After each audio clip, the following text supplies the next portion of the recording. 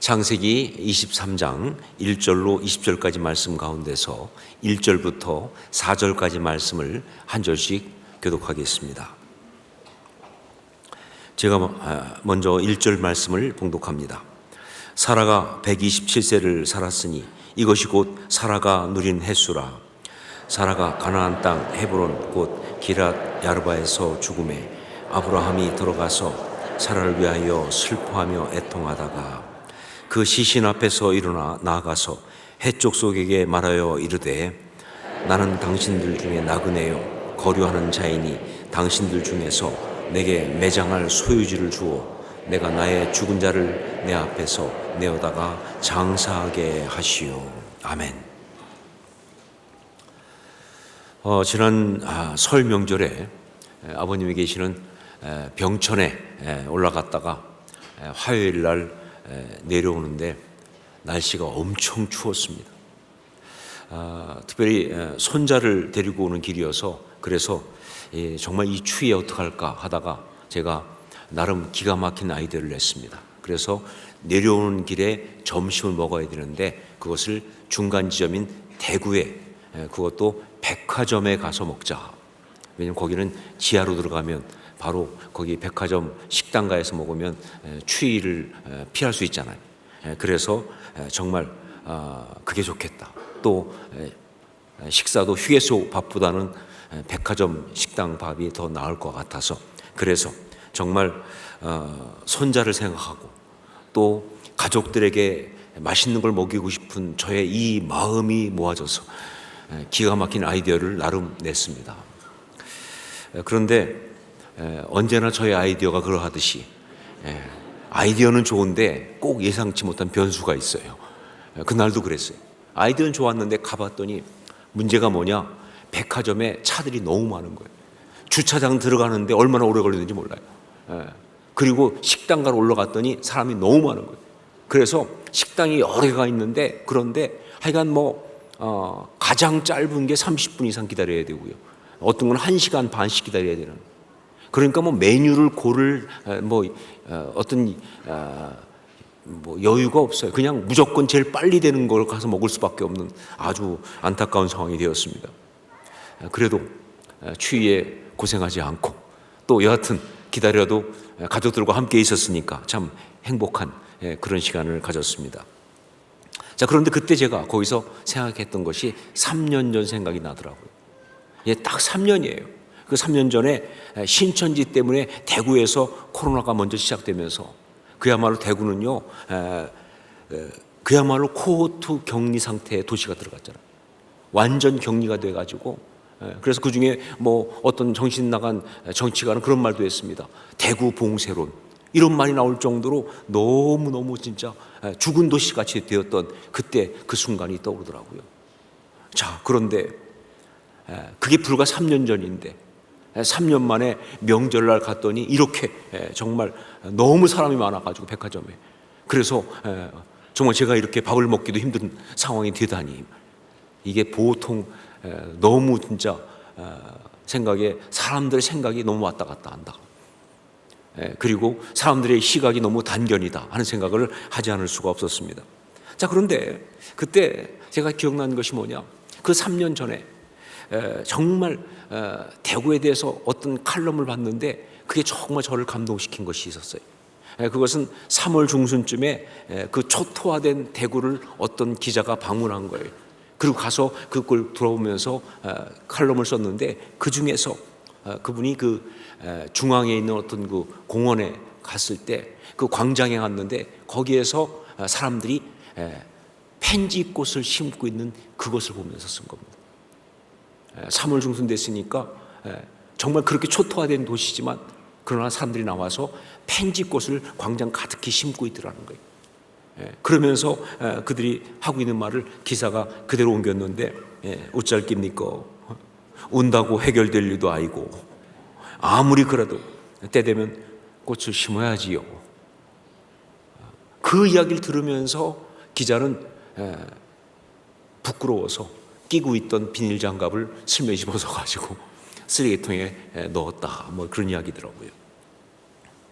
그 엄혹한 상황 속에서도 그래도 봄이 되니까 펜지꽃을 심는다는 것.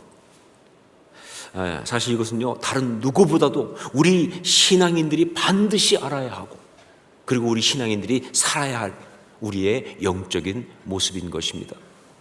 그렇습니다.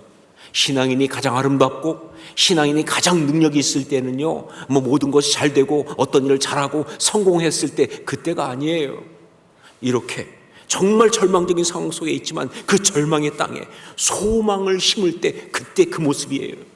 그게 아름다운 것입니다. 그게 능력 있는 거예요.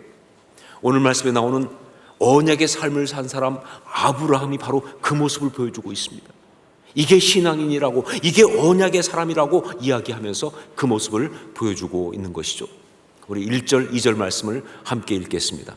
1절, 2절 같이 읽습니다. 사라가 127세를 살았으니 이것이 곧 사라가 누린 햇수라. 사라가 가나안 땅 헤브론 곧 기럇 아르바에서 죽음에 아브라함이 들어가서 사라를 위하여 슬퍼하며 애통하다가, 아브라함의 아내 사라가 죽었습니다. 그때 그녀의 나이는요 127세입니다. 그러니까 아브라함의 나이도 뭐예요? 나이는 137세가 되겠죠. 그런데 혹 여기서 여러분 생각에, 아니 사라가 그래도 수를 다 누리고 죽었고, 또 그런 아내를 보낸 그때 아브라함의 나이도 이제 나이가 들 만큼 들은 그런 나이니까 그렇게까지 힘들지는 않지 않겠는가 라고 생각할 수 있는데, 절대 그렇지 않아요. 인간은요, 아무리 준비해도요, 사랑하는 사람을 보내는 이별을 감당할 수는 없는 겁니다. 아무리 준비해도요, 사망을 감당할 수는 없는 겁니다. 아프기는 여전히 아픈 것이고요, 힘들기는 여전히 힘든 것입니다. 이건 나이가 들어도 마찬가지예요. 아니 오히려 더 힘들 것입니다. 왜냐하면요, 이것은 그 순간 그에게 생명이 손에서 모래가 빠져나가듯이 빠져나가는 그런 느낌을 줄 것이기 때문에 그런 거죠. 그래요, 함께 살아온 시간이 길기 때문에 오히려 더 힘들었을 것입니다. 정말 많은 생각들이 났겠지요. 그러면서 제대로 해주지 못한 많은 후회들이 밀려들어서 그것 때문에 굉장히 가슴이 아팠을 거예요. 갈대아 우르에서부터 여기까지 그 먼 길을 함께 걸어왔는데, 그것도 뭐예요? 언약을 따라서 그 먼 길을 함께 걸었는데 그 고생 다 하고 이렇게 먼저 떠나다니. 정말 그러면서 자신이 사라에게 제대로 해주지 못한 것들이 너무 가슴 아프게 떠올랐을 거예요. 사람은 원래 그래요. 사랑하는 사람이 떠나게 되면요, 잘해준 것보다 못해준 것이 그렇게 아픈 겁니다. 그게 정말 힘든 거예요. 아브라함에게도 정말 그런 기억이 막 밀고 왔을 거예요. 살기 위해서 아내 사라를 갖다가 누이라고 속이면서 버렸던 그 기억하기도 싫은 그런 이야기부터 시작해서 수많은 이야기들, 자신이 했던 그 많은 모진 말들까지, 그것들이 정말 그를 마음 아프게 했을 것이다. 비록 90세에 기적적으로 아들 이삭을 낳기는 했지만, 그러나 사라가 그 시간까지 겪었을 그 고통의 시간을 아브라함은 다 봤잖아요. 얼마나 힘들어했고, 얼마나 정말 두려워했고, 얼마나 수치스러워했는지, 그것 때문에 얼마나 비참했는지. 그러니까 정말 그것 때문에 또 가슴이 아프고, 그러다가 얻은 이 이삭, 그 이삭 이제 결혼을 해서 가정을 이루는 것도 보지 못하고 먼저 떠나니 그것 때문에 너무 안타까운 겁니다.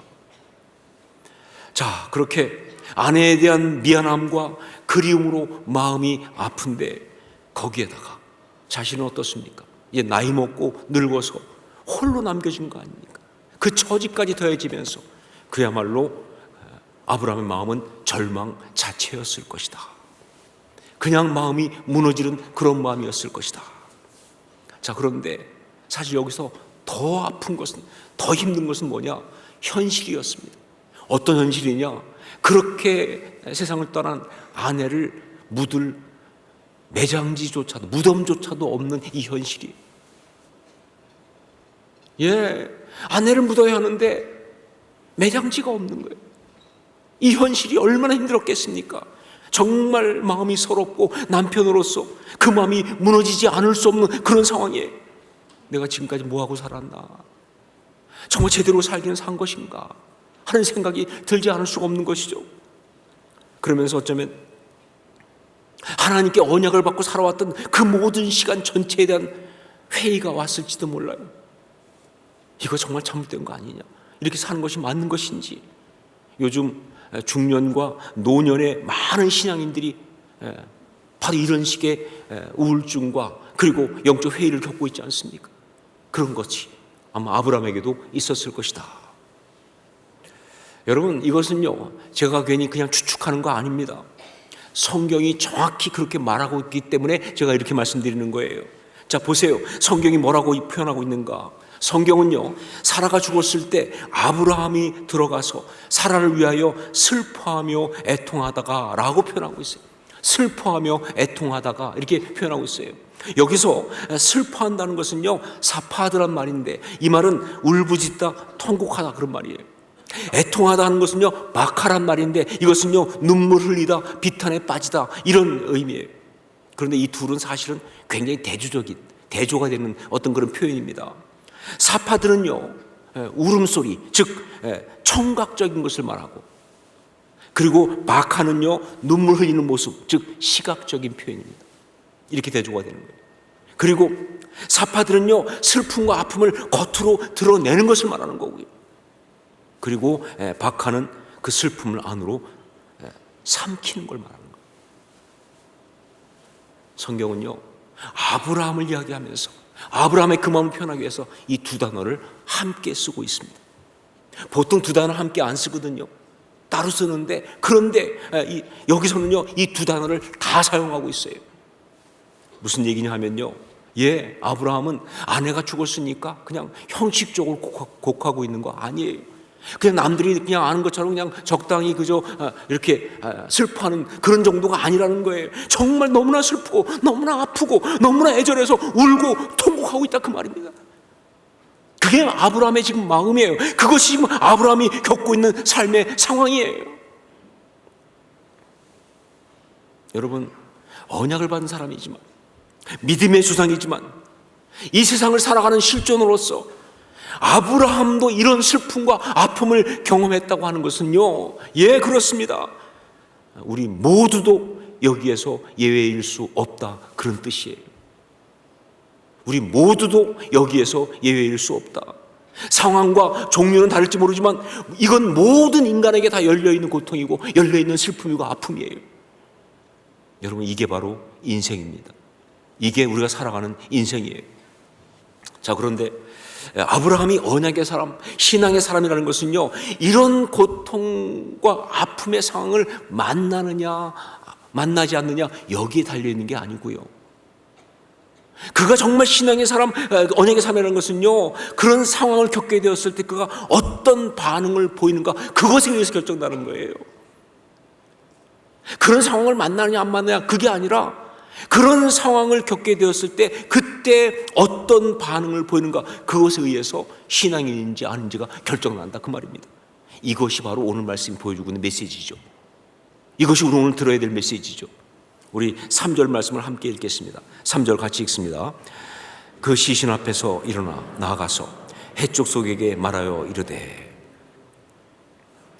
2절의 말씀, 즉 사라가 가나안 땅 헤브론 곧 기럇 아르바에서 죽음에 아브라함이 들어가서 사라를 위하여 슬퍼하며 애통하다가 라는 말씀을 본다면, 여기 이 3절 말씀이 나오는 것이 쉽지 않습니다. 보통으로 하면요, 2절 말씀 다음에는요, 3절에 뭐가 나와야 되느냐, 거기 그대로 주저앉았다가 나와요. 그냥 거기 그대로 무너졌다가 나와요. 슬퍼하며 애통하다가 거기 그냥 주저앉았다, 그냥 거기서 무너졌다라는 표현이 나오는 게 이게 보통 사람의 모습이에요. 그리고 이것이 바로 그 죄의 상황으로 그 인생을 공격한 마귀가 기대하는 바로 그 모습이에요. 자, 그런데 오늘 말씀에 뭐라고 나오고 있습니까? 오늘 말씀에 뭐라고 나오고 있습니까? 그 시신 앞에서 일어나 나가서라고 나오고 있어요. 주저앉았다가 아니에요. 무너졌다가 아닙니다. 그 시신 앞에서 일어나 나가서라고 하고 있는, 이게 다른 거예요. 이게 세상과 다른 신앙인의 모습이다, 그 말입니다. 그 시신 앞에서, 그 죽음 앞에서, 그 절망의 상황 앞에서 그대로 주저앉는 것이 아니라 일어서서 나갈 수 있다는 것, 이게 신앙이에요. 제가 아는 어떤 성도님의 간증입니다. 미국에서 알던 분인데, 이분은 참 여러 가지로 괜찮은 조건에 있는 사람인데 참 안타깝게도 도박 중독에 빠졌어요. 그래서 정말 여러 번 그 도박 문제 때문에 삶에 많은 문제를 일으켰습니다. 자, 그러면서 이 사람은요, 돈만 잃은 게 아닙니다. 도박 때문에 돈만 잃은 것이 아니라 사람들한테, 사랑하는 사람들한테 너무 많이 실망을 주면서, 그러면서 자기의 존엄성과 가치를 다 잃어버렸어요. 비참한 사람이 된 거예요. 그러니까 살아갈 길이 없는 거예요. 어떻게 살지 이제 앞으로, 이렇게 된 거죠. 자, 그런 상황 속에 있을 때 한번 그때 이분이 그 어떤 영성 수련회에 참석하게 되었습니다. 뭐 솔직히 뭘 기대하고 간 건 아니에요. 그냥 가족들이 그냥 집어넣은 겁니다. 가라고.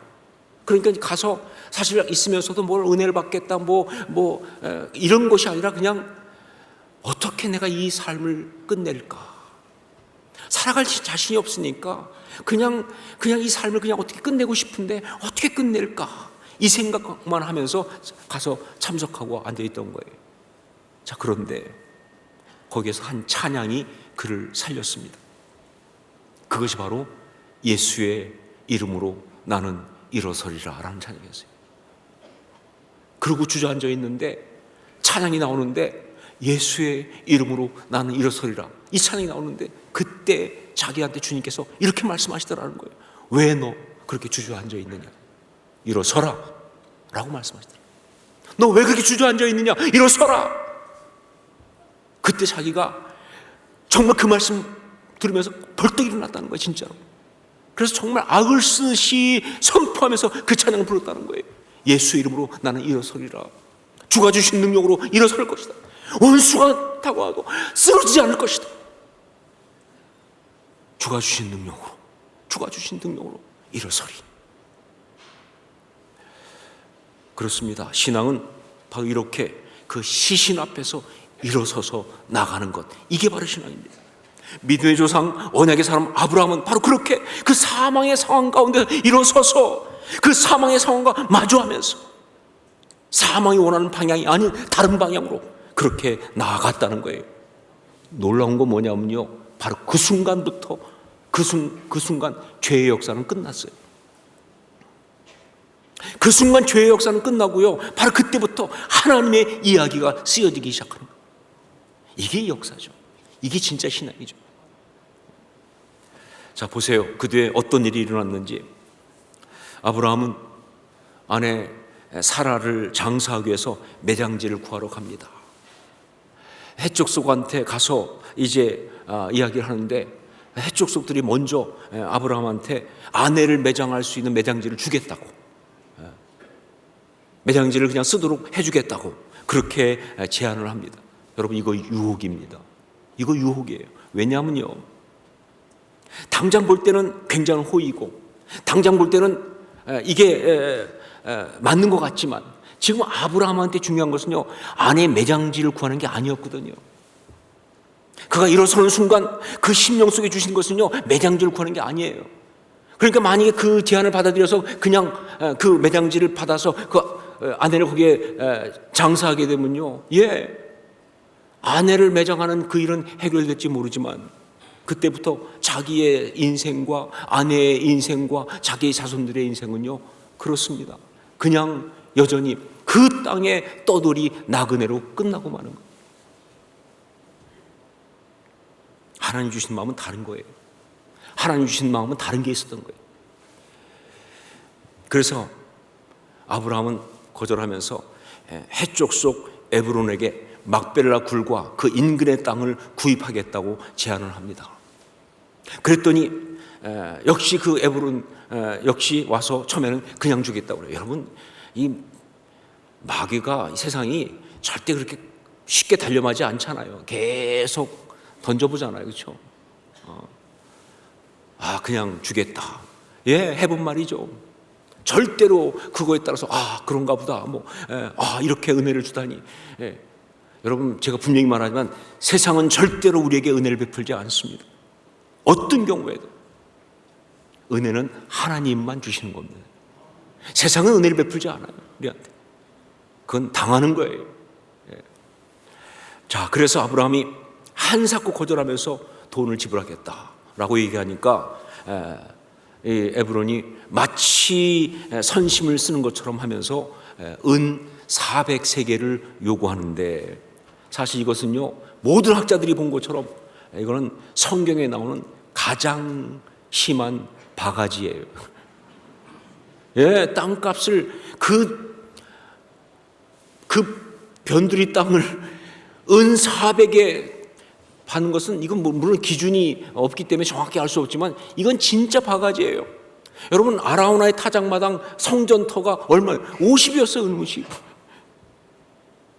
그것도 한참 뒤 시대에. 그런데 어떻게 그걸 은 400을 요구합니까? 그야말로 뭐예요? 아내를 장사해야 되는 그 다급한 상황을 이용해서 해족속이 엄청난 갑질을 한 거예요. 그런데 아브라함은 당할 수밖에 없어요. 꼼짝없이 그 돈을 다 줍니다. 그리고 그 땅을 삽니다. 헤브론에 있는 막벨라 굴과 그 인근을 통해서 자기 가족 묘지를 거기 만드는 거예요. 언뜻 볼 때는요, 아브라함이 당했어요. 언뜻 볼 때는요, 정말 그래서 더 힘들어요. 아니, 이렇게까지 정말 당하면서까지 있을 수밖에 없는 어떤 처지. 아니요. 그러나 영적으로 보면 기가 막힌 역사가 그때 일어난 겁니다. 아브라함이 정말 이 막벨라 굴을 산 그것이 사실은 영적으로 굉장히 의미가 있는 중요한 어떤 역사를 이룬 거예요. 그게 얼마나 중요한 일인지를 보여주는 단어가 오늘 말씀에 나오고 있어요. 우리 17절로 18절 말씀을 함께 읽겠습니다. 17절 18절 같이 읽습니다. 마므레 앞 막벨라에 있는 에브론의 밭, 곧 그 밭과 거기 속한 굴과 그 밭과 그 주위에 둘린 모든 나무가 성문에 들어온 모든 해족속이 보는 데서 아브라함의 소유로 확정된지라. 뭐예요? 아브라함의 소유로 확정된지라. 하나님께서 아브라함에게 주신 언약은 세 가지입니다. 그것은 바로 자손과 땅과 그리고 복의 근원입니다. 자, 그런데 앞에 두 개는요, 굉장히 현실적인 어떤 그런 거지만 사실은 뭐예요? 세 번째를 위한 일종의 전제 조건 같은 거예요. 그러니까 복의 근원 되는 것이 궁극적 언약이고요, 그 과정을 위해서 자손과 땅의 언약이 주어진 거예요. 자, 그런데 이 세 가지 언약 가운데 자손의 언약은요, 100세에 이삭을 낳으면서 그 언약의 성취가 시작되었습니다. 100세에 이삭을 낳으면서 자손의 언약의 성취가 시작되었어요. 그리고 두 번째인 땅의 언약의 성취가 시작한 것이 언제냐? 바로 여기죠. 바로 여기, 바로 이 말씀이에요. 아브라함의 소유로 확정된지라. 약속의 땅 가운데 최초로 자기의 소유를 얻게 되는 그 순간이에요. 그것도 막벨라굴, 헤브론. 여러분 아시죠? 헤브론이 어떤 곳인지? 다윗이 거기서 기름 부음 받지 않습니까? 그러니까 아브라함은요, 놀랍게도 자기 아내 사라가 죽고 그 사라를 장사할 묘지도 없는 그 절망스러운 상황, 그 상황에서 오히려 놀랍게 언약의 성취를 위한 정말 중요한 그 역사를 행했다, 그 말입니다. 어떻게 가능했을까요? 이런 일이 어떻게 가능했을까요? 그렇습니다. 만약 아브라함이 그냥 절망 가운데 그냥 주저앉아 있었으면 절대 일어날 일이 아니죠. 만약 그가 그 절망스러운 마음, 사단 마귀가 주는 그 절망의 메시지를 받아들였으면 절대 있을 수 없는 이야기다, 그 말이에요. 사단 마귀는 계속 메시지 주니까 끝났어. 안 돼. 넌 망했어. 그런데 그 자리에서 일어섰기 때문에. 쿰. 일어섰다는 말에 이 히브리어가 쿰 아닙니까? 이게 바로 뭐예요? 예수님께서 말씀하신 달리다 쿰. 소녀야 일어나라. 그 쿰 아닙니까? 일어났기 때문에 그 시신 앞에서 일어서서 그 그 절망의 상황을 향해서 오히려 나아갔기 때문에 거슬러 올라가면서 그 절망이 원하는 방향이 아닌 그 방향으로 거슬러 올라가면서 나아갔기 때문에 시편 42편 5절 내 영혼아 내가 어찌하여 낙심하며 어찌하여 내 속에서 불안해하는가 너는 하나님께 소망을 두라 그가 나타나 도우심으로 말미암아 내가 여전히 찬송하리로다 했던 그 고백을 했기 때문에 그렇죠. 그 순간 마음속에 많이 힘들고 어렵고 그런 마음이 들어오고 있지만 그때 그는요 자기에게 말했을 거예요. 내 영혼아 네가 어찌하여 낙심하며 어찌하여 내 속에서 불안해하는가 너는 하나님께 소망을 두라 그가 나타나 도우심으로 말미암아 내가 여전히 찬송하리로다. 벌떡 일어선 거죠. 이게 신앙이죠. 이게 믿음의 사람이죠. 그래서 이런 역사가 일어나는 겁니다. 말 그대로 절망의 땅에 소망을 심었던 것이다. 절망의 땅에 소망을 심는 사람, 바로 이것이 신앙인입니다. 여러분 모두가 이런 믿음의 사람이 되실 수 있기를 주의 이름으로 축원합니다. 우리 이 시간을 함께 통성으로 기도할 때 말씀 붙들고 기도하십시다.